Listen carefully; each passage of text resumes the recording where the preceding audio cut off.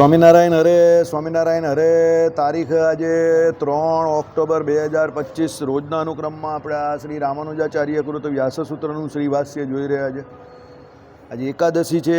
ગઈકાલે આપણે આ પહેલું સૂત્ર જે છે અથા તો બ્રહ્મ જિજ્ઞાસા, એમાં રામાનુજાચાર્યએ જે પહેલાં એમ કહી કે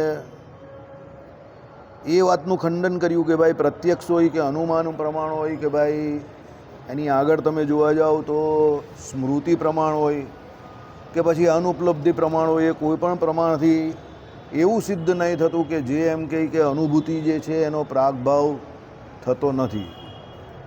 અનુભૂતિનો પ્રાગભાવ થાય જ છે. અનુભૂતિ સ્વતઃ સિદ્ધ નથી, અનુભૂતિ અનિત્ય છે, એવું રામાનુજાચાર્યએ સાબિત કર્યું. ગઈકાલે એક બીજું નવું એમણે પ્રમાણ આપ્યું, અર્થાપત્તિ. અર્થાપત્તિ એટલે શું છે કે ભાઈ તમારે અર્થાપત્તિની રીત એવી છે કે અમુક વાત માન્યા સિવાય બંધ ન હોય તો આ બીજી વાત અવશ્ય માનવી. એટલે કે આ બીજી વાત પહેલી વાતમાં અર્થાત આવી જાય છે, તેટલા માટે આ સિદ્ધ કરવાની રીત તે અર્થાપત્તિ કહેવાય છે. એટલે શું છે, અમુક વાત માન્યા સિવાય બંધ ન હોય. એટલે આપણે જે કહીએ ને કે ધારો કે આમ થાય તો આમ થાય ને આમ થાય તો આમ થાય, એ જે વાત ગઈકાલે કરેલી એ આપણે કાલે જોયું કે ભાઈ તમારે અમુક વાત સાબિત કરવી હોય તો પહેલાં અમુક વાત માનવી પડે. બરાબર? જે આપણે પહેલાં ગણિતમાં ભણતા હતા ને એ પ્રમાણે ધારો કે ધારો કે એમ, પહેલેથી જ પેલો ધારવાની વાત કરે. બરાબર? કારણ કે એ ધારો નહીં ત્યાં સુધી તમારો જવાબ નહીં આવે. એટલે અમુક વાત તમારે સાબિત કરવી હોય તો અમુક વાત પહેલાં માની લેવી પડે કે ધારો કે આ બરાબર આ એમ. હવે ધારો કે આ બરાબર આ, તે તો તમે ધારી જ રહેલા જ ને એકચ્યુઅલી. એવી વાત અહીંયા કરે છે અર્થાપત્તિ પ્રમાણની અંદર. એમાં પણ આપણે ગઈકાલે જોયું કે ભાઈ ઘટાદી વિષયક જે જ્ઞાન જે છે તે પોતે કાલથી અપરિચ્છિન્ન રૂપે પ્રતીત થતું હોત તો એ વિષય પણ ઘટાદી પણ કાળથી અપરિચ્છિન્ન રૂપે પ્રતીત થાત, અર્થાત કે નિત્ય હોત. જ્ઞાન સ્વતઃ સિદ્ધ હોય નિત્ય હોત તો તે નિત્ય તરીકે જ થાત, પણ તેમ પ્રતીત થતું નથી. એટલે કહેવાનો મતલબ શું છે, ઘટ આદિ વિષયો જે છે તે પણ નિત્ય નથી. એ નિત્ય ન હોય તો એનું જ્ઞાન પણ નિત્ય ન હોય. કારણ કે વિષયો જે છે તે તો ફેરવાયા કરે છે, અને વિષયો જે હોય છે સમજો એ વિષયોની પણ પોતાની કાળે કરીને એક ઉંમર હોય. બરાબર? મર્યાદા હોય, ઉંમર હોય. દાખલા તરીકે આજે આપણે જે પદાર્થ બહુ ગમે છે, કાલે એ પદાર્થ ઘસાઈ જાય પછી આપણે એટલો નથી ગમતો. એટલે આજે જેની અનુભૂતિ સારી છે તેની અનુભૂતિ કાલે સારી એટલી ન પણ રહી.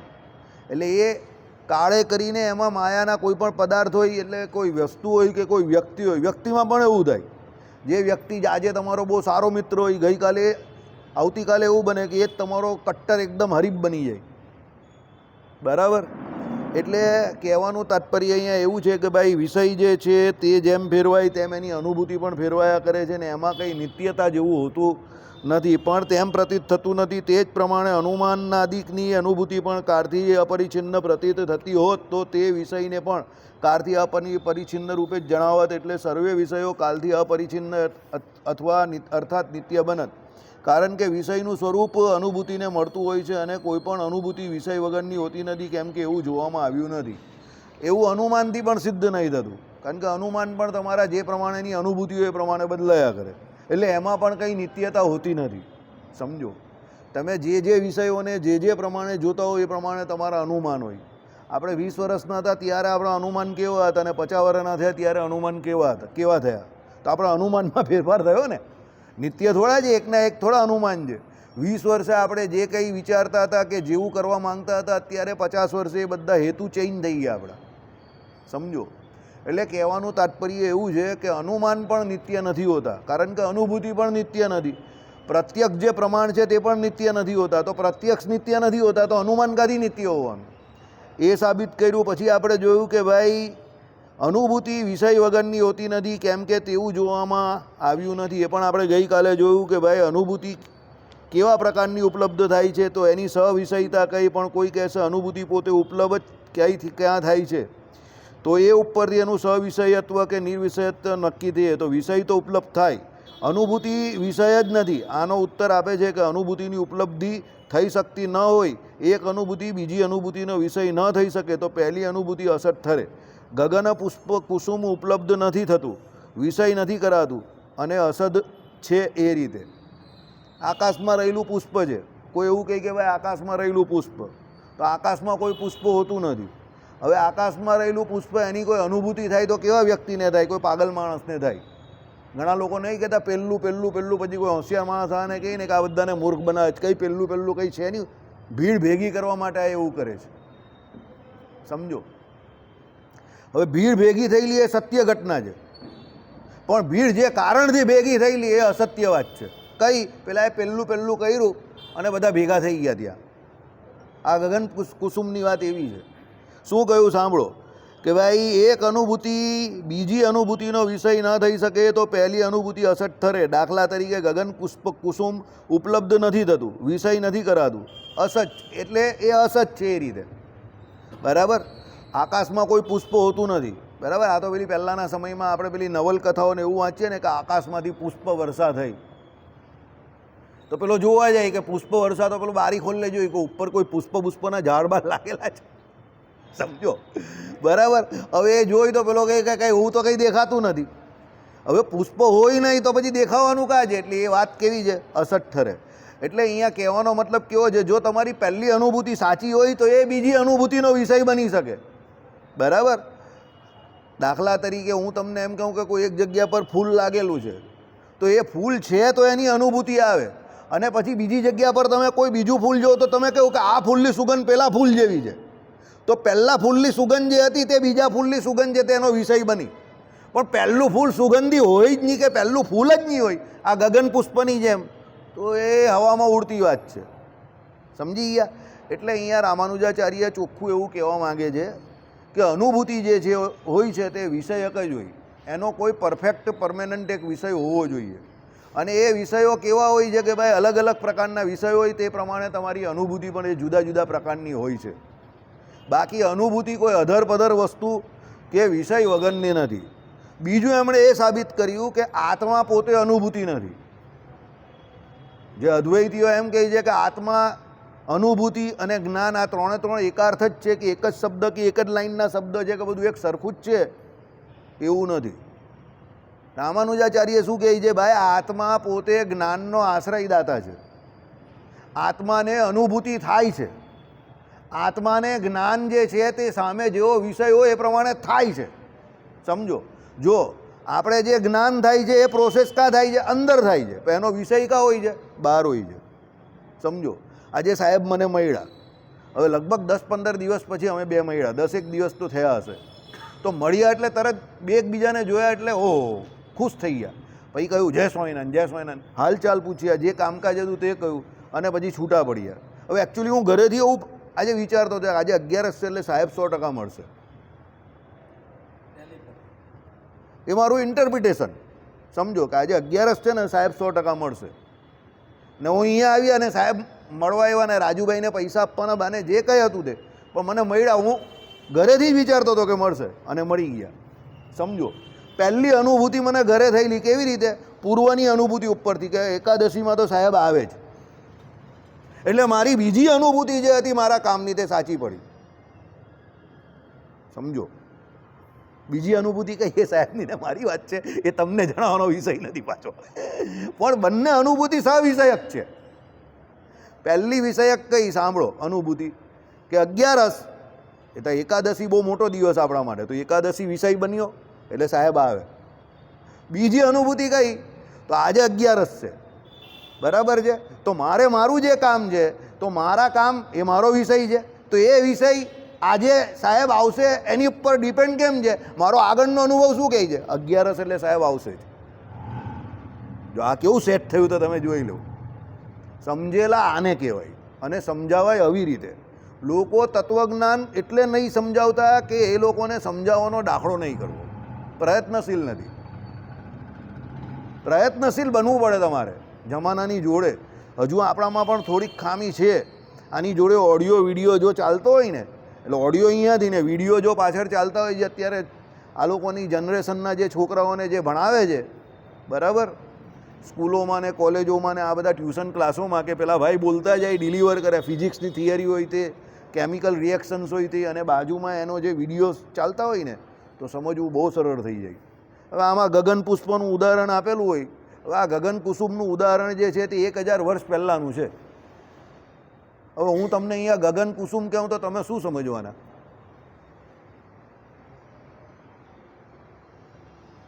ગગન કુસુમ એટલે આકાશમાં રહેલું પુષ્પ. તમે કહો યાર આવું કેવું ઉદાહરણ, આકાશમાં કોઈ પુષ્પ હોય જ કાથી? પણ એ લોકો અસત અનુભૂતિ માટે જ આપે છે. શું કહે છે? ગગન પુષ્પ કુસુમ એટલે ઉપલબ્ધ નથી થતું, એટલે વિષય નથી કરાતું, એટલે એ અસત ઠરે છે. સમજો, જે વસ્તુ કે વિષય નથી તો એ અસત છે, જે વસ્તુ કે વિષય છે તો એ સત છે. આજે સાહેબ એકાદશી છે ને આવેલા છે, તો એ સાહેબ જે છે તે સામે બેઠેલા છે, તો એ સત્ય વાત છે. તો એ વિષય જે છે તે સાહેબ જે વિષય તરીકે છે તે સામે જ બેઠેલા છે, તો એ સત્ય વાત છે. પણ ગઈકાલે અમે બંને ના મળ્યા હતા, સાહેબ આવ્યા હતા કે ના આવ્યા હતા મને નહીં ખબર, તો ગઈકાલે એ સત્ય વાત ન હતી. તો ગઈકાલે એમને હું વિષય નહીં કરી શકત, આવતીકાલનું હું કહી નહીં શકું. અનુભૂતિ અનિત્ય છે. જો આવતીકાલનું કેમ ના કહી શકું? ન જાણ્યું જાનકીનાથે કાલે સવારે શું થવાનું. પણ આજે સત્ય ઘટના શું છે? મારી સામે બેઠેલા છે. સમજ પડે છે? ક્લિયર કે ક્લિયર્ડ? મોટા ભાઈ સમજ પડે છે ને? એટલે કહેવાનો મતલબ એવો છે, અનુભૂતિ કોઈ દિવસ અધર પધર નહીં થતી. અનુભૂતિ સવિષયક હોય છે, એનો કોઈ વિષય હોય કે ભાઈ તમે કોઈ વ્યક્તિને મળો અને એ વ્યક્તિ જોડે તમારા સંબંધ રૂડા હોય, તો એના રૂડા સંબંધ, હવે સંબંધ કંઈ એવી કંઈ બતાવવાની વસ્તુ નથી કે ટેસ્ટ કરવાની વસ્તુ થોડી છે કે ભાઈ દૂધપાક છે તો મીઠો લાગે, ફરસાણ છે તો પેલો ફરસાણિયું એનો કંઈક ટિપિકલ ટેસ્ટ આવે એવું લાગે, એવું નથી. પણ એ સંબંધ તમારી અનુભૂતિ જે છે તે દર્શાવે છે કે તમે એને મળો, તમને એક હૂંફનો અનુભવ થાય, તમને યુ ફીલ બેટર, તમને સારું લાગે, એને મળવાનું ગમે. હવે હું ને વિજયભાઈ રોજ મળીએ એકબીજાને, જય સ્વામિનારાયણ કરે, કેમ છો કેમ નહીં પૂછીએ, ઘનશ્યામ મહારાજ પાસે ઊભા રહીએ, ઘનશ્યામ મહારાજની મૂર્તિ ઉપર થોડું પીએચડી કરીએ, આનું આમ છે, પેલાનું પેલું છે, ફલાણું છે, ઢીમકું છે, પાછળવાળાને ગમે કે નહીં ગમે, પણ અમે લોકો કરીએ. સમજો કે ભાઈ આજે આ કુંડળ જે છે તે પેલા મોર આકારના કુંડળ છે, એમાં પેલી જે ડોક છે તે બ્લુ આકારની છે, એ બ્લુ કલર અંદર જે કરેલો છે, મીણા ભરેલો છે, તે બહુ સરસ લાગે છે. મીણા ભરેલો છે એ પાછી મને નહીં ખબર હોય, એ એનો વિષય છે એમનો. પણ મને એટલી ખબર પડે કે આ બ્લુ કલરનું પેલી જે ડોક છે ને એ કુંડળમાં, એને કારણે એ મોર આકારનો જે છે તે તમારે ઇન્ટરપ્રિટેટ નહીં કરવું પડતું, જો એટલે ખબર પડી જાય કે એ મોર છે. સમજો બરાબર? હવે એ ડિસ્કસ કરવાથી ફાયદો શું થાય એ તમે સમજો. હવે એ મોર આકારના કુંડળ છે અને એવા જ છે, તો એ બ્લન્ટલી તમે બોલી શકો ગમે ત્યાં. કેમ? તમે એને ડિસ્કસ કરો છો એટલે તમારા જીવને વિશે જ્ઞાન બેસી ગયું. હવે એ કુંડળ સત્ય છે, કુંડળ વિષયક છે, એટલે એ વિષય બનેલા છે. અમે બંને એના ઉપર ડિસ્કશન કરેલું છે, તો હું આટલો બ્લન્ટલી તમને કહી શકું છું કે એ કુંડળ સૌથી સારામાં સારા જો મોર આકારના કુંડળ ઘનશ્યામ મહારાજના હોય તો એ, કારણ કે એમાં કલર કોમ્બિનેશન એટલું જોરદાર છે અને મોરનો જે શેપ બનાવેલો છે એવો જોરદાર બનાવેલો છે ને પેલી ગરદન જે ટિપિકલ બ્લુ કલરની અંદર મીણા ભરેલો છે, એને કારણે તમારે એ મોર છે એવું આમ કરીને જોઈને ઓળખવું ના પડે. આમ જો એટલે જ ખબર પડી જાય કે આ મોર છે. આઈડિયા આવી ગયો? ગગન કુસુમ એટલે શું? તમારે ઇન્ટરપ્રિટેટ કરવું પડે, એની જોડે ઇમેજિન કરવું પડે, તમારે કલ્પનાના ગોળા દોડાવવા પડે કે આકાશમાં કોઈ પુષ્પનું ઝાડ છે કે ત્યાંથી ગગનની અંદરથી એટલે આકાશમાંથી કોઈ પુષ્પની વૃષ્ટિ થશે એમ કરીને પેલો જોઈ. તો તમને તમારા આખા જીવનકાળ દરમિયાન આકાશમાંથી પુષ્પવૃષ્ટિ થવાની દેખાવાની નથી. આ લોકો જૂના લોકો બેઠેલા છે, એ લોકોને પૂછી લો ભાઈ તમને કોઈ દિવસ દેખાય આકાશમાંથી પુષ્પવૃષ્ટિ થવાની થઈ હોય એવું? એટલે એ થવાની નથી, એટલે એ અનુભૂતિ નથી, કારણ કે એનો એ વિષય નથી, એ વિષય જ ખોટો છે. એટલે એ વિષય ખોટો છે, એટલે એ અસત છે.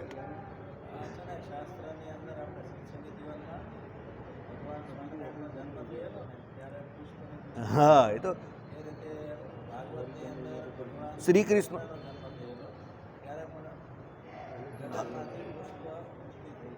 હવે એ જે ઘટનાઓ આપણે જે કહીએ છીએ એ ઘટનાઓ એક્સેપ્શનલ કેસ છે. બહુ મોટા પુરુષ આવેલા હોય ત્યારે કે ભગવાનનો અવતાર થાય ત્યારે એવું બને અને એ શાસ્ત્રોમાં ત્યારે એવું લખાયેલું હોય તો એ બરાબર છે, પણ એ સામાન્ય ઘટના નથી. પણ સામાન્ય રીતે આપણે કોઈ એવું કહીએ કે ગગન કુસુમ છે તો આપણે જોયું ન હોય ને, એટલે આપણે એને શું કહીએ? ભાઈ ગગન કુસુમ જેવું કંઈ મેં જોયું નથી એટલે અસત છે, એટલે એની અનુભૂતિ અસત છે એમ, કારણ કે એ વિષયક જ નથી.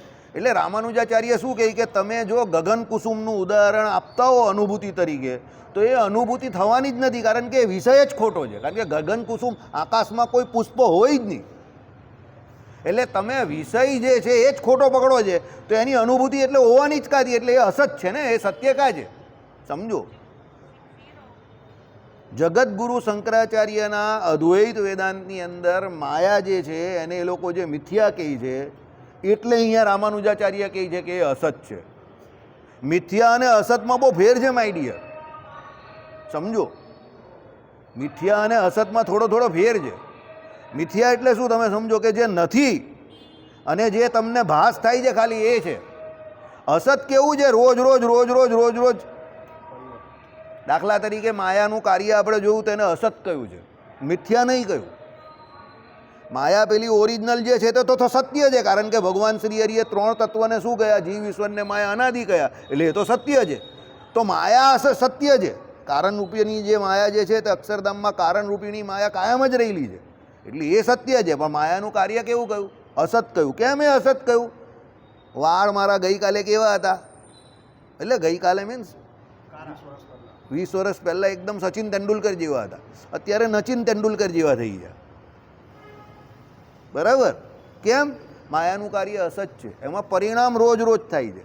હવે જે વસ્તુમાં રોજ રોજ પરિણામ થતું હોય એટલે ફેરફાર થતો હોય એ અસત કહેવાય. અને જે વસ્તુ નથી, ઝાંઝવાના જળ, મરીચિકા, તમે ગાડી ચલાવતા હો હાઈવે પર અને આમ દૂર તમને કહે કે હા પાણીની તરસ લાગી, પાણી પાણી પાણી, આગળ જ છે આગળ જ છે, ને તમે આગળ ગાડી હંકારતા જાઓ પણ પેલી પાણી પેલું આવે જ નહીં, તો એ મિથ્યા છે. જગતગુરુ શંકરાચાર્ય જગતને આ પ્રમાણે મિથ્યા કહે છે, એટલે જે નથી ને દેખાય એવું. હા, એ દોડ્યા જ કરે. હા, દોડ્યા જ.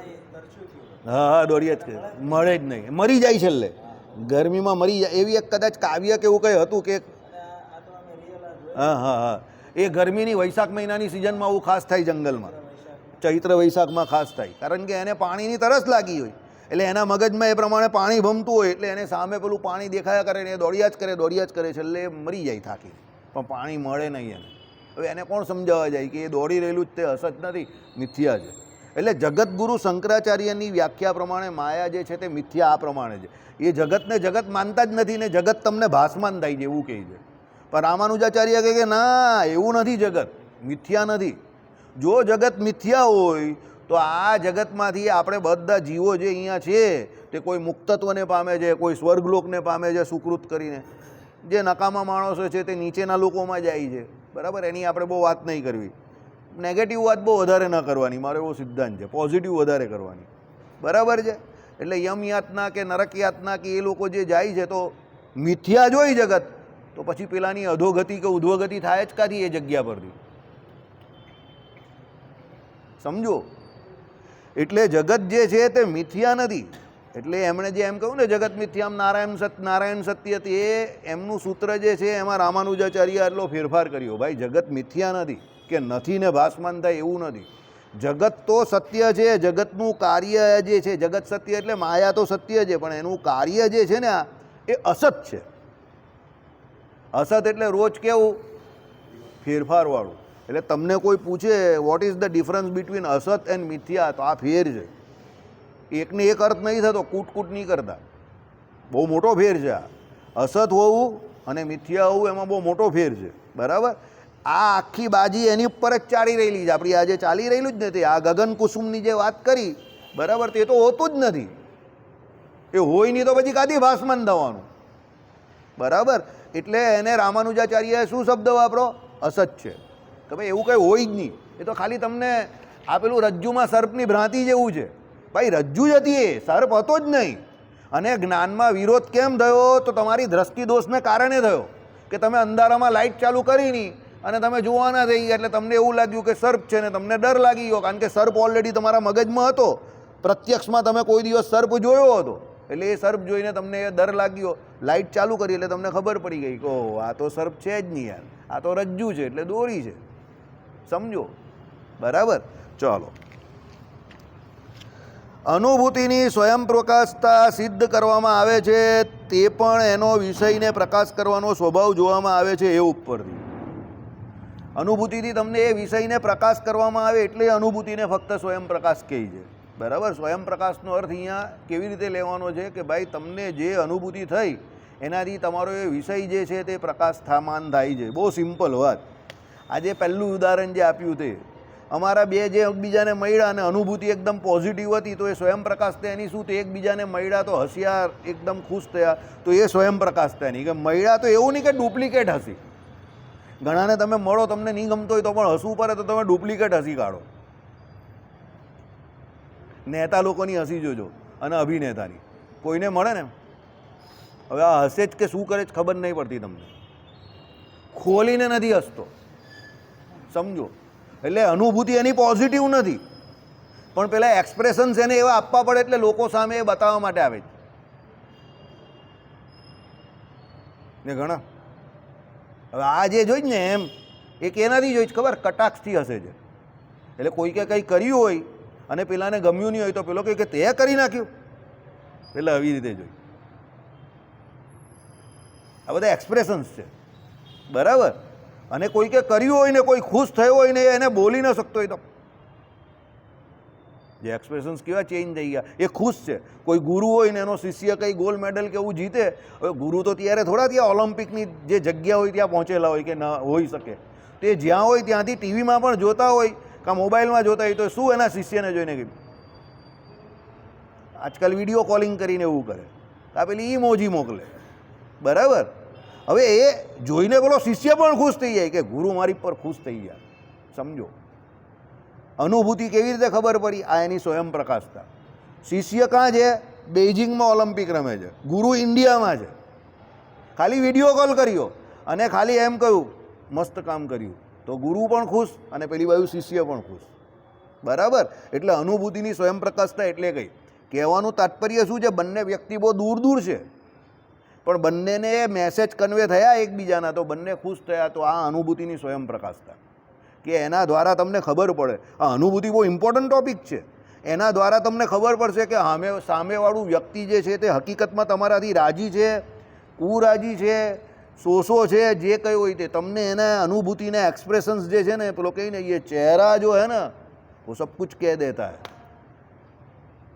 एक बहुत मोटा मानस है कहलू, इंसान को अगर पहचानना है तो उसके शब्दों पे मत जाओ. यार लफ्ज़ बोले लो, उर्दू शब्द है, उसके लफ्ज़ों पे मत जाओ, उसके चेहरे को देखो. शब्द तो બધા સારા જ બોલે, મીઠા મીઠા, પણ એના ચહેરાને જો એ કઈ રીતે બોલે છે, કેમ બોલે છે, એનો ચહેરો જોશો ને તો તમને ખબર પડી જશે. ડુપ્લિકેટ રીતે કેમ છો વાસુદેવભાઈ, સારું છે ને, તમને બહુ સારું છે, એમ ડુપ્લિકેટ હસી આપતો કોઈ પણ માણસ આવશે તો તમને ખબર પડી જ જાય કે આ મોઢાથી બધું મીઠું મીઠું બોલે છે પણ પૂછડે બહુ ખારો છે. સમજો. બરાબર. એ જે બોલે એટલે એની બોલવાની રીત પરથી જ ખબર પડી જાય તમને. એ અનુભૂતિ તમને તરત જ સવિષયક છે ને. જે વિષય હોય એને પ્રકાશમાન કરે એ સ્વયં પ્રકાશ છે. બહુ ઓછા એવા એક્ટર હોય કે અંદર બહુ ભારી આગ લાગેલી હોય ને બહાર એવો હસતો હોય કે કોઈને એવું લાગે કે બહુ જોરદાર ખુશ છે આવ્યો. એવા બહુ ઓછા એક્ટર હોય. સમજો. આ કામ બહુ મોસ્ટ ડિફિકલ્ટ વર્ક છે. કે દાખલા તરીકે કોઈ એમ કહે કે વલ્લભભાઈ પટેલ કોર્ટમાં કેસ લડતા હતા અને હી ગોટ ધ મેસેજ, એમને તાર મળ્યો એવો કે ભાઈ તમારી માતા એક્સપાયર થઈ ગયા. ઓકે, હી રેડ ધેટ, એમણે વાંચ્યું અને એમણે ખિસ્સામાં મૂકી દીધો અને એમણે કેસ આગળ કર્યો. કેસ ચાલ્યો, બધી પ્રોસિજર પૂરી થઈ ગઈ અને પછી છેલ્લે એમને ખબર પડી એટલે બધાને ખબર પડી. પછી એ છેલ્લે નીકળી ગયા. જજે એમને કહ્યું કે તમારે પટેલ સાહેબ એ સમય પર કહેતે તો આપણે કોર્ટનું કામ અટકાવી દેતે. એ સમય પર તે કે તમે તો અટકાવી દેતે પણ મારો જે આ અસીલ ખરો એને એક તારીખ પડી જશે ને ખુટ્ટી, તો એનું હું શું કામ બગાડું. અને પછી એ વિધિ માટે ગયા. હવે ઘટના આપણે બહુ સામાન્ય લાગે છે, આ રિયલ ઘટના છે. ઘટના આપણે કેટલી સામાન્ય લાગે છે કે એના મધર એક્સપાયર થઈ ગયા, હી ગોટ ધ ટેલિગ્રામ, અંદર મૂકી દીધો એમણે અને પછી ઓકે પેલા એ પૂછ્યું જજે anything serious, okay no sir, એમણે ચાલુ રાખ્યું દલીલ કરવાનું. દલીલ કરી, ક્લાયન્ટ બધી રીતે ઓકે થઈ ગયો, સેટિસ્ફાઈ થયો. પછી એને કહ્યું કે મારે હવે મારું કામ છે, હવે હું નીકળું છું. બરાબર. અને જજને પછી ખબર પડી કે પટેલ સાહેબના મધર જે છે તે એક્સપાયર થઈ ગયા. તો જજે એમને કહ્યું કે તમે મને યુ શુડ હેવ ટોલ્ડ મી, તમે મને યુ શુડ હેવ ટેલ મી, હું અટકાવી દેતી ત્યારે. તે કે ના એવું નહીં. સમજો, આવું જે કરી શકે એટલે એને લોખંડી પુરુષ કહ્યા. અઘરું કામ છે, કઠણ કામ છે. કેમ? વિષય જે હતો તે દુઃખનો હતો, એના મધર એક્સપાયર થઈ ગયેલા, પણ એમને એની અનુભૂતિ જે છે દુઃખની જ હતી, તે છતાં એમને એ દુઃખ એમનું બહાર કાઢવા દીધું નહીં અને એમણે એમનું કામ કર્યું. બહુ ઓછા લોકો આ કરી શકે કે ઇમોશનલી બોક ડાઉન હોય એકદમ, તો પણ પોતે પોતાનું કાર્ય જે છે તે બહુ સારી રીતે કરી શકે અને રિઝલ્ટ પણ આપે. બહુ ઓછા લોકો એવો હોય. બાકી સામાન્ય રીતે જ્યારે પણ તમે ઇમોશનલી વીક પડો કે ઇમોશનમાં કોઈ આવી જાઓ, લાગણી કે આવેશમાં, 100% તમારું કામ ઉપર એની અસર પડે, ગેરંટેડ પડે. એટલે કોઈ પણ વ્યવહારિક કામ કરતા હોય ત્યારે ઇમોશનલ નહીં થવાનું, ભાવનામાં બેહવાનું નહીં. આવેશભાઈ અને ભાવનાબેન એને સોરી કહી દેવાનું વેન યુ આર ડુઈંગ, ભગવાને કહ્યું ને વ્યવહારિક કામ, કોમર્શિયલ કોઈ પણ કામ કરતા હો ત્યારે આવેશભાઈને કહી દેવાનું. આવેશભાઈ એટલે ખબર ને, ગુસ્સામાં નહીં આવવાનું, એ આવેશભાઈ, એને કહી દેવાનું સોરી. અને ભાવનાબેન, બહુ લાગણીમાં પણ નહીં આવી જવાનું, સમજો, ભાવનાબેનને પણ કહી દેવાનું sorry, no time for you. વ્યવહારિક કામ કરો, બરાબર શાંતિથી કરો. ધર્મનું કામ કરતા હોવ ત્યારે ઓકે, ત્યારે થોડું ભાવનાત્મક ધોરણ પર જોવું કે ભાઈ મંદિરે આવેલા છે, સામે બેઠેલો છે તે હરિભક્ત છે, એની જોડે કયા શબ્દોમાં વાત થાય. કદાચ કોઈ બાબતમાં શબ્દોની કે કોઈ વિષયક કોઈ એવો બાબત હોય એમાં ઘર્ષણ વિચારોનું થાય તો એમાં પણ કોઈ એવા શબ્દ ન વાપરવા કે જે પેલાને એકદમ વિષય આવે, લાગી આવે. સમજો કેમ? અનુભૂતિ જે છે એનો વિષય જે છે તે બહુ વિચિત્ર છે. પેલાને તમારા બોલેલા શબ્દોના બાણ જે છે ને આખી જિંદગી ન ભૂલાશે. પેલો કહીને તલવારના ઘા રૂજાઈ જાય છે પણ વાણીના ઘા રૂજાતા નથી. એટલે કોઈ દિવસ એવી કોઈને નેગેટિવ વિષયક બાબતમાં અનુભૂતિ આપવી નહીં. બીજી વાત, આ અનુભૂતિ સ્વયંપ્રકાશ છે એની ઉપર વાત. નેગેટિવિટી થઈ હોય, નકારાત્મકતા એવી છે કે તમે એનાથી બચી ન શકો. લોકો બધું બોલે છે બી પોઝિટિવ, પણ એ લોકો તત્વને નહીં સમજતા એટલે બોલી રહેલા છે. સમજો, જ્યારે પણ સૃષ્ટિનું સર્જન થયું હોય કે કંઈ પણ થયું હોય તો નકારાત્મકતા પહેલાં ઉદ્ભવે. મંથન કરેલું ત્યારે પહેલાં શું નીકળ્યું? ઝેર નીકળ્યું, હરાહર વિષ નીકળ્યું, અને એણે કોણે પચાવ્યું? શિવજીએ પચાવ્યું. તો નકારાત્મકતાનો સંપૂર્ણપણે તમે સ્વરૂપથી ત્યાગ ન કરી શકો. યાદ રાખજો, નેગેટિવિટી એ તમારા જીવનનો ભાગ છે અને નેગેટિવિટીનો તમારે કેવી રીતે સામનો કરવો અને સુસજ્જ થઈને તમે એનો જે સામનો કરો એ પોઝિટિવિટી છે. પણ તમે એમ કહેવું કે તમારા જીવનમાં કોઈ પણ નકારાત્મક ઘટના જ નહીં ઘટવાની, એ ફૂલિશનેસ છે, એ બેવકૂફી છે. ઉલટાનું છે એવું કે તમારે તમારા જીવનમાં નકારાત્મક ઘટના માટે હંમેશા તૈયાર રહેવું જોઈએ. એ ગમે ત્યારે કોઈની પણ જોડે ઘટી શકે છે. એટલે બી પોઝિટિવ પણ એક એવી વાત છે ખબર, અહિંસા પરમો ધર્મ જે કહ્યું છે ને તે અડધો શ્લોક જ છે. આખો શ્લોક એમાં એવો છે કે જો ધર્મની રક્ષા કરવા માટે હિંસા કરવી પડે તો એ હિંસા પણ કરો, કારણ કે એ હિંસા જે છે એ જ છેલ્લે લાંબા સમય સુધી અહિંસામાં પરિણમશે. સમજો,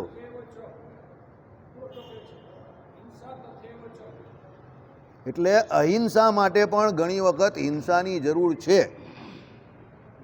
નહીં તો આપણા ભારતના ઇતિહાસમાં છેલ્લા 1000 વર્ષમાં જે ઘટનાઓ ઘટી ગઈ એવી ઘટનાઓ ઘટે. સમજો, એટલે અહિંસા પરમો ધર્મ, અહિંસા પરમ ધર્મ છે. પણ ભગવાને એ કહ્યું એ પ્રમાણે કે રાજા બની હોય પછી એવો વિચાર નહીં થાય. ભાઈ મોદી સાહેબના લેવલ પર તમે એવું વિચારો કે ભાઈ મારે તો અહિંસા પરમો ધર્મ, તો પેલા આતંકવાદીઓ અહીંયા આવીને બધાને મારી જાય, હું અહિંસા પરમો ધર્મ, મારે કોઈને મારવાના જ નથી. એ તો દિવાળીના ફટાકડા થોડાક ત્યાં પણ મોકલવા પડે ને. સમજો, તમે અહીંયા ગોળી મોકલો તો અમે ત્યાં ફટાકડા મોકલીએ, બરાબર?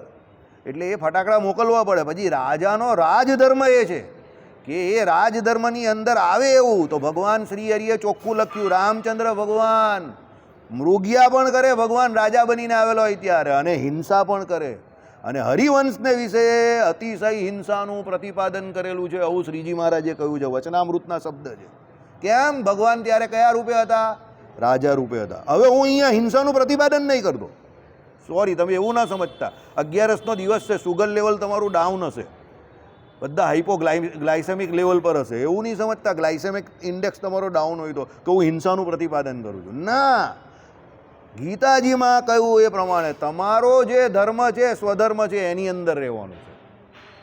આપણે ભગવાને વૈષ્ણવોને જે મોક્ષાર્થી છે એને ના પાડેલી છે કે ભાઈ આપણે તો હિંસક યજ્ઞ પણ નહીં કરવાના, સ્ત્રી ધન અને રાજ્યની પ્રાપ્તિને અર્થે પણ આપણે હિંસા નહીં કરવાની.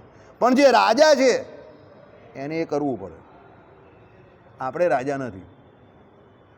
સમજ પડી ગઈ? રાજાનો ધર્મ એ છે, આપણે રાજા નથી. એટલે આપણો ધર્મ શું છે? અહિંસા છે. લખેલા જ છે ને. તો રાજાના ધર્મમાં બધું જ લખેલું છે. સામ દાન દંડ ભેદ બધી નીતિ એના પર શીખવાની જ છે. તો દંડ આપવાનો એમાં શું કરે? તો દંડ આપે તો હિંસા તો થાય ને. કોઈએ કંઈ ગુનો કરેલો હોય, હવે એને દંડ આપે તો શું થાય? ને મારવાનો સજાએ મોત આપે તો હિંસા જ થઈ ને. સમજો? તો એ તો રાજાએ તો કરવી પડે ને, કારણ કે એનો સ્વધર્મ છે. ક્ષત્રિયનો એ સ્વધર્મ છે, કારણ કે એને કરવું પડે. નહીં તો પ્રજા જે છે ફાટી જાય, લોકો ચોરોનો ઉપદ્રવ વધી જાય, લૂંટારા ધૂતારા વધી જાય. પછી સામાન્ય માણસ જે સારા માણસ છે તે હેરાન થાય. એટલે તો યોગી આદિત્યનાથ કહે છે, જો માનવ હૈ उसे डरने की कोई ज़रूरत नहीं है, लेकिन जो दानव है वो याद रखना उनकी 7 पुश्तें याद रखेगी, उनको छोड़ेंगे नहीं हम.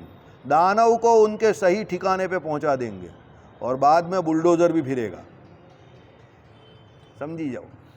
लेकिन मानव को डरने की जरूरत नहीं दे. समझो, ये तो क्षत्रिय જ છે. યોગી આદિત્યનાથ ક્ષત્રિય બરાબર છે, એનો રાજધર્મ છે અને એ એના ધર્મમાં છે. એટલે એને એ કરવું પડે અને એ જગ્યા પર તો કરવું જ પડે. એ જગ્યા પર ઢીલો પોચો માણસ ન ચાલે. અને that's why he is there. એને ત્યાં એટલે જ મોકલેલો છે. સુશાસન ત્યાં એવી રીતે જ થાય. સમજો, દરેક જગ્યા પર જઈને બહુ ડિસિપ્લિનને બહુ સારા વ્યક્તિને સુશાસન માટે નહીં મોકલાય. અમુક જગ્યા પર કડક વ્યક્તિને મોકલવો પડે. તો યુપી અને બિહાર આ 2 સ્ટેટ એવા છે કે એમાં થોડાક વ્યક્તિઓ કડક જોઈએ. સમજો, એમાં તમે ઢીલા માણસને મોકલો, બહુ ડિસિપ્લિનની વાત કરતો હોય તો ન ચાલે. ક્રિકેટની મેચ જેવું, બેટ્સમેન બહુ સારું રમતો હોય તો બધા દડા પછી લાઇનવાળા નહીં નાખાય, એકાદ કેવો નાખવાનો? ફૂલટોસ નાખવો પડે. એટલે યુપીમાં ફૂલટોસ ચાલે. ત્યાં પછી તમે બહુ ડિસિપ્લિનની વાત કરો તે ન ચાલે. બરાબર? એટલે અનુભૂતિ આ પ્રમાણે પણ છે કે વિષય એના બધા અલગ અલગ હોય. હવે જેના ઘરનું વ્યક્તિ મરેલું હોય એને ભલે ગમે એવો ગુનો કરેલો હોય, પણ એની અનુભૂતિ કેવી હોય? દુઃખદ જ હોય ને. પણ એણે જે ગુનો કર્યો હોય ને એમાં જે વ્યક્તિને એને મારેલો હોય તો એના ઘરના વ્યક્તિ પેલાને સજા થાય ત્યારે એની અનુભૂતિ શું હોય? સુખદ હોય. આઈડિયા આવે છે? એટલે રાજાએ આ બધું ધ્યાન રાખવું પડે. બહુ બ્રોડ સ્પેક્ટ્રમ છે આ બધું. બરાબર? ચાલો. અને અનુભૂતિ અનુભવાંતરથી અનુભાવ્ય ન હોઈને તુચ્છ અસત જ બને. તમે કહેશો કે સુષુપ્તિ મદ મૂર્છા વગેરેમાં સર્વ વિષયથી રહિત એવી એકલી અનુભૂતિ સ્ફુરે છે. હવે આવી ગયું એકદમ ઇન્ટરેસ્ટિંગ ટોપિક. દાખલા તરીકે જીવ સુષુપ્તિમાં ગયો. રોજ સાંજે એટલે રાત્રે આપણે લોકો લગભગ 2 થી 4 કલાક જેવું સુષુપ્તિમાં જઈએ છીએ. સવારે પાછા ઉઠીએ છીએ, પણ રાત્રે આપણે બધા સુષુપ્તિ અવસ્થામાં જઈએ. હવે સુષુપ્તિમાં જઈએ ત્યારે બહારની દુનિયામાં શું ચાલે છે તે આપણે ખબર નથી હોતી. આપણે સૂઈ જઈએ ત્યારની વાત છે, નિદ્રામાં જઈએ ને ત્યારે. અને એ સુષુપ્તિ ભગવાને આપણા માટે જાણી જોઈને રાખેલી છે, આરામ માટે રાખેલી છે. કેવી રીતે? આખો દિવસ જે ઇન્દ્રિયો જે છે તે વિષય મગ્ન રહીને વિષય ભોગને વિશે એટલું બધું પ્રવૃત્ત હોય છે કે ઇન્દ્રિયો અંતઃકરણ જે છે તે સંકલ્પ વિકલ્પ જે કરે છે વિષયોના, એને લઈને એનો જે થાક જે લાગેલો હોય છે તે થાક બહુ મોટો થાક હોય. રાત્રે પેલો સુષુપ્તિમાં જાય એટલે બધો થાક જે એનો છે ઉતરી જાય. એટલે કહેવાનો મતલબ શું છે? ઘણી વખત હવે સુષુપ્તિ અવસ્થા જે છે એ અજ્ઞાન અવસ્થા છે. હવે તમે વિચાર કરો, તમે અજ્ઞાન અવસ્થામાં જાઓ છો અને પછી ઊભા થાવ છો તો યુ ફીલ બેટર, તમને સારું લાગે છે. આ તો વિરોધાભાસ થયો ને.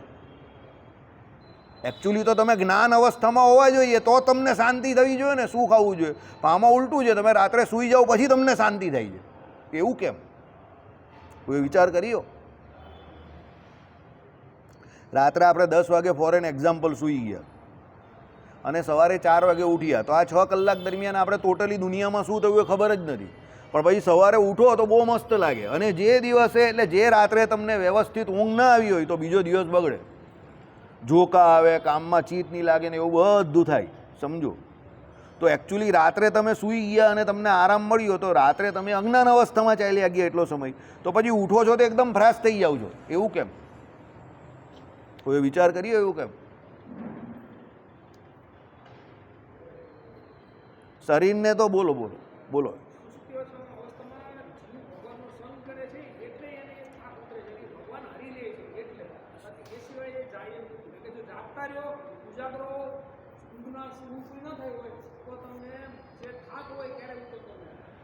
સુષુપ્તિ અવસ્થા ભગવાને જાતે પ્રેરેલી છે. સુષુપ્તિ એટલે જ પ્રેરેલી છે. આપણે જે વાત કરીએ પ્રમાણે આખો દિવસ આમ તેમ ભટકેલો હોય એટલે પ્રેરેલી છે. સુષુપ્તિ અવસ્થામાં તમારી બાહ્ય ઇન્દ્રિયોનો ટોટલ સંપૂર્ણપણે વિરામ થઈ જાય, અંતઃકરણનો ટોટલ વિરામ થઈ જાય. તમે જીવ જે છે તે પોતે પોતાના સુખમાં આવી જાય અને જીવ પોતે ભગવાનના ખોળામાં બેસી જાય એટલો સમય. શાસ્ત્રો એવું કહે છે. જે રાત્રે સુષુપ્તિ અવસ્થા છે ને એ જીવ સીધો ભગવાનના ખોળામાં હોય છે. સમજો. હવે એ ભગવાનના ખોળામાં બેઠેલો છે એમ કે કહ્યું છે. અને એ જે જીવ જે છે તે પોતે ઇન્દ્રિયોનો વિરામ, એટલે ઇન્દ્રિયોએ કરીને બધા કામ બંધ કર્યા, એને કરીને એને એ શાંતિ થઈ, એટલે પછી જેવો ઉઠશે તો ફ્રેશ થઈ જશે. એટલે આપણે વારંવાર આ સભામાં કહીએ છીએ, શાંતિ મેળવવા માટે કંઈ કરવાની જરૂર નથી, પણ જે કંઈ કરીએ છીએ જેનાથી તમે અશાંત રહેવું છો ને એ બંધ કરવાની જરૂર છે. લોકો શાંતિ માટે પેલા પર્વત પર ચાલ્યા જાય, જંગલમાં ચાલ્યા જાય. અરે ભાઈ, તારો જીવ જો શાંતિવાળો હશે નહીં તો તું પર્વત પર જઈને પણ કંઈ નવું શોધવા જશે, સોનું બનાવવા જશે, અને જંગલમાં કોઈ જડીબુટ્ટી શોધવા જશે પાછો.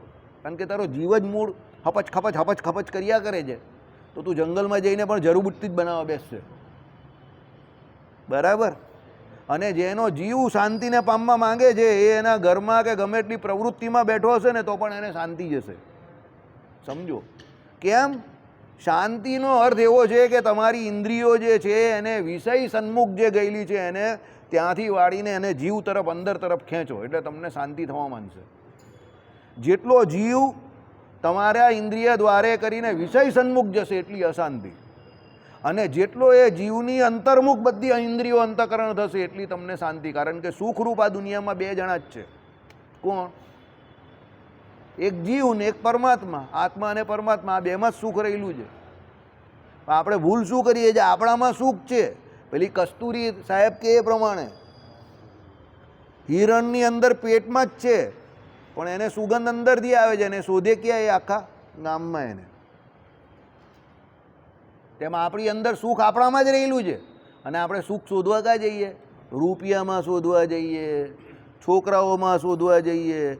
કોઈ મોટા મોટા બોલાવે આપણે કે ભાઈ આવો નહીં જરા બેસવાની, એટલે આવો અમને બોલાવે. માણસ બહુ સારો, માનપાન બહુ આવે એમ કે, બહુ બોલે બહુ સારું એમ કે. પાછું મને કહી ને એટલે મને આને તો બહુ હસવું આવે કે તને મૂરખ બનાવે તો બી તને મજા આવે છે, પણ માણસને આજકાલ મૂરખ બનીને જ મજા આવે છે. સાચું સાંભળીને મજા નહીં આવતી, કારણ કે સાચું સાંભળે તો ગાળ ખાવી પડે. હવે એને ગમતી નથી. પણ મૂરખ બનાવે, આવો નહીં રાજુભાઈ બેસો નહીં જરા આમ કરીને સાફ કરી દે. બોલો મને બહુ માનપાન આવે. બોલાવે યાર, વાસુદેવભાઈ તો એવા પ્રેમથી બોલાવે છે, અંદરથી તો રાજુભાઈ જાય પછી એવું કરતો નથી. આ તો વાત. પણ આપણે એવી રીતે ડુપ્લિકેટ કોઈ માનપાન આપે તો ખુશ છે, પણ કોઈ સાચું આપણે એમ કહેવા આવે કે રાજુભાઈ તમારી આટલી ભૂલ છે, એટલે આપણે એમ કે વડનામાં આપણી ભૂલ જ કાઢતો ભરતો હોય. એની જાતને હું સમજે, એને જ બધું આવડે, આપને કંઈ આવડતું જ નથી એમ કરીને આપણા નાકના ટેરવા ઊંચા થઈ જાય. સમજો? બરાબર? એટલે આપણે અસત કે ડુપ્લિકેટ કે બનવા તૈયાર છે, સમજજો. પણ શરત શું છે? મારું માન ગવાવું ન જોઈએ. બસ મને લોકો માનપાનથી બોલાવવા જોઈએ. ભલે એ ખોટું બોલતો હોય, ભલે એ મને એમ કહેતો હોય કે હું એકદમ હેન્ડસમ ને સ્લીમ એન્ડ ટ્રીમ છું, જે હું નથી અત્યારે. સમજો?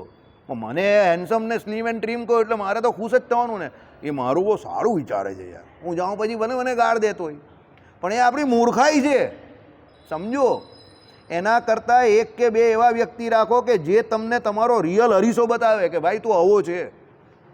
એ તમને તમારા અસ્તિત્વ તરફ લઈ જશે, એ તમને તમારી વાસ્તવિકતા તરફ લઈ જશે. આ ખોટા લોકો તો તમારો ઉપયોગ કરીને તમને છોડી દેશે, ખાલી ખાલી માન આપે છે, સમજો.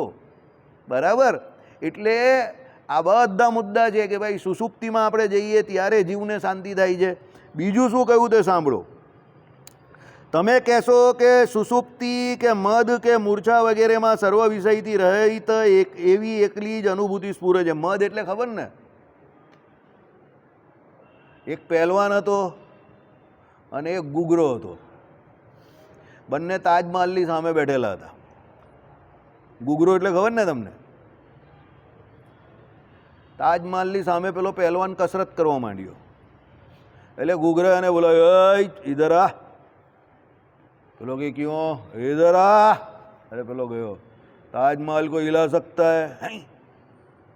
પેલો પહેલવાન કે યાર તાજમહલ થોડો, અરે આને ચડી ગયેલી છે, નહીં हिला सकता. આ બાજુ में बैठ, दो घूंट मार और ताजमहल को हिलता देख. એટલે આજુબાજુ જે પબ્લિક બેઠેલું તે બધા હસતા થઈ ગયા કે આણે તો બહુ જબરી સિક્સર મારી દીધી. શું કહ્યું એણે પહેલવાનને કે તું આટલી બધી કસરત કરે છે પણ તારી કસરત કંઈ કામની નથી, તું તાજમહલને હલાવી શકવાનો છે, નથી હલાવી શકવાનો. બરાબર છે. એને શું કહ્યું, આ બાજુ મેં બેઠ, દો ઘૂંટ માર ઓર તાજમહલ કો હિલતા દેખ. તાજમહલ હકીકતમાં હલતો તો છે નહીં. પેલો પહેલવાન ધારે તો એક જ પંચ મારે તો પેલો જય શ્રી કૃષ્ણ થઈ જાય, પણ પેલો વ્યક્તિ ત્યારે નથી બોલતો. શું બોલે છે? એનો મદ બોલે છે. એને મદ ચડેલો છે ને, કે એનો મદ ચડેલો છે, પીધેલો એનો મદ ચડેલો છે. એમ વ્યક્તિને જ્યારે સત્તાનો મદ ચડે, રૂપિયા પૈસાનો મદ ચડે, ત્યારે એને જે જીવનનું વાસ્તવિક પિક્ચર જે છે તે દેખાતું નથી. એને એવું જ લાગે કે સામે જે બેઠેલા જ તે બધા કેવા છે, તુચ્છ વ્યક્તિઓ છે.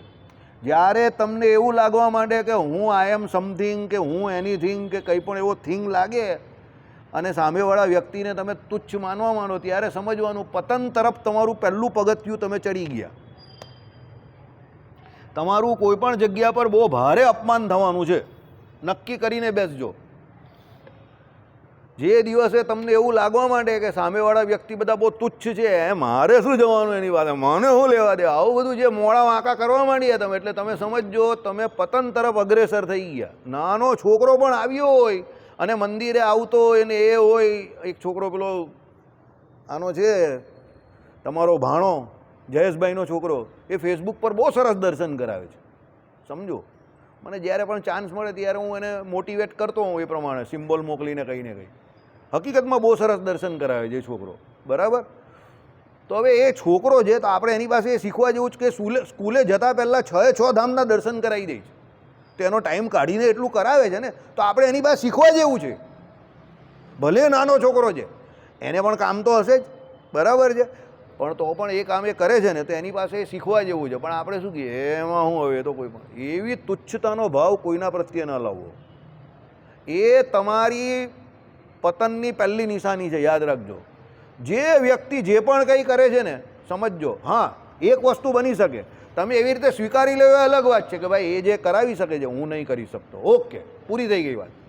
પણ તમે એમ કહો હવે એ તો એવી રીતે તુચ્છતાનો ભાવ લાવો એટલે સમજવાનું કે તમારામાં રૂડા ગુણ નહીં આવે. આ ભાઈ જે કામ કરે તો મને ઘણા લોકો એવું આવીને કહી ગયા મંદિરે બેસી રહે કંઈ કામકાજ કરતો નથી, કંઈ કામ કરવા મોકલાવો ને આમ છે તેમ છે. મેં કહું એ જે કામ કરે તે તું કરી શકે છે? ચાલ બોલ, તું પહેલાં એ જે કામ કરે છે એ કરીને બતાવી દે મને મહિના સુધી.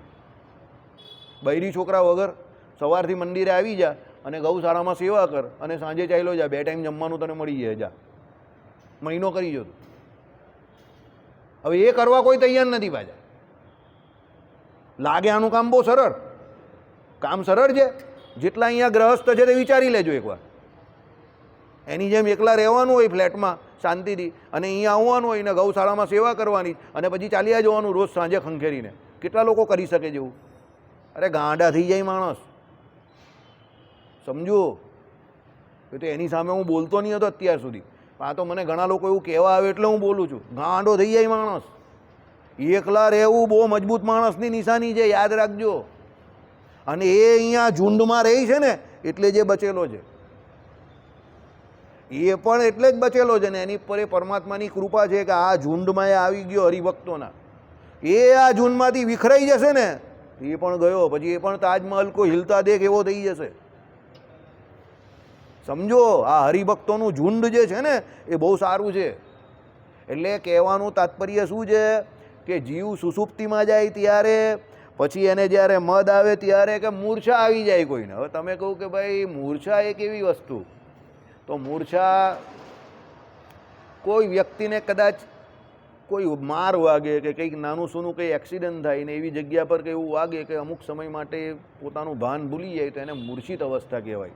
રામાયણમાં સૌથી ફેમસ કિસ્સો પેલો છે લક્ષ્મણજીને મૂર્છા આવી ગયેલી તે, અને પછી લક્ષ્મણજી માટે પેલા હનુમાનજી પેલી જે સંજીવની બુટ્ટી લેવા ગયેલા ને તે મૂર્છિત અવસ્થા કહેવાય. હવે મૂર્છિત અવસ્થામાં પણ એને એના એ અવસ્થાના યોગે કરીને જીવને પોતે પોતાના સ્વરૂપનું કે બીજું કાર્ય કરવાનું જ્ઞાન રહેતું નથી. પણ આ બધા કેસ કેવા છે? બધા એક્સેપ્શનલ કેસ છે, સમજો. આ બધા અપવાદરૂપ કેસ છે, બરાબર. કે દાખલા તરીકે મદવાળો વ્યક્તિ, તો એ તો મદ એને જે છે તે એને જે કામ કરેલું છે એને કારણે, કે એને જે પદ પ્રાપ્ત થયું એને કારણે છે. સુષુપ્તિમાં તો પેલો સુષુપ્તિમાં જાય છે ત્યારની વાત છે ને, 4 કલાક 5 કલાક 6 કલાક જ ને. બાકી સુષુપ્તિમાં જાગ્રત અવસ્થા હોય ત્યારે તમે સ્વપ્ન જોયું હોય તો તમને એ પણ યાદ હોય. મેં હમણાં જ તમને ન કહેલું કે ભાઈ તમે મને દેખાતા હતા અને મંદિરના દરવાજાની આગળ પાછળ જ ઊભા રહેલા હતા, તો એ સુષુપ્તિમાં જાગ્રત અવસ્થા હતી, સમજો. તો એ પણ તમને દેખાય છે. સુષુપ્તિને વિશે એટલે સ્વપ્નને વિશે જે કંઈ હોય તે પ્રમાણે સ્વપ્નને વિશે સુષુપ્તિ અવસ્થા હોય તો એ તમને સ્વપ્ન પણ નહીં દેખાય, ખબર જ નહીં પડે. તમને એમ ખબર પડે કે સ્વપ્ન આવેલું, પણ શું સ્વપ્ન આવેલું તે ના ખબર પડે. તમે જોજો ઘણી વખત એવું બને, તમને રાત્રે સ્વપ્ન આવેલું એ ખબર હોય પણ શું સ્વપ્ન આવેલું એ ના ખબર પડે. અને ઘણી વખત એવું હોય કે સ્વપ્ન આમ પેલું તાજું તાજું આવેલું એવું આમ તરત તમને સવારે આમ આખું સ્વપ્ન યાદ રહ્યું હોય ને તમે કહી દો મને મંદિર દેખાયું, હરિભક્તો દેખાયા, ભજન કીર્તન કરતા હરિભક્તો દેખાયા, હા ભગવાનની મૂર્તિ દેખાય, આરતી દેખાય, બધું જ દેખાઈ જાય તમને અપ ટુ એન્ડ. વડતાલ ગયા હોય અને લક્ષ્મીનારાયણ દેવ પણ દેખાઈ જાય, હરિભક્તોને દેખાય છે, ઘણાને દેખાય છે. સુરતમાં આવતો એને નારાયણ મુનિ દેવ દેખાતા હોય, ઘણાને દેખાતા હોય. રાત્રે સૂઈ જાય પછી એને ભગવાનના દર્શન ચાલુ થાય શાંતિથી. એટલે તો ભગવાને કહ્યું કે ભગવાનનો ભક્ત જાગ્રત, સ્વપ્ન અને સુષુપ્તિ ત્રણેય અવસ્થામાં ભજન કરે છે. તો આવી રીતે કરે ભજન. એ રાત્રે ઊંઘમાં પણ ભગવાન સંબંધી ઘાટ હોય એના, કે બેઠો બેઠો નારાયણ મુનિ દેવના દર્શન કરતો હોય, ઘનશ્યામ મહારાજના દર્શન કરતો હોય, એવી રીતે હોય, સમજો. પણ એવી સ્થિતિ બધાની થોડી હોય છે, સાધન અવસ્થામાં ન હોય, પછી ધીરે ધીરે થવા માંડે, બરાબર. બ્રહ્મચારી તો અત્યારે બહુ પાવરફુલ છે, આરતી ટાઈમ પર જ કરશે. શ્રીપતિમ શ્રી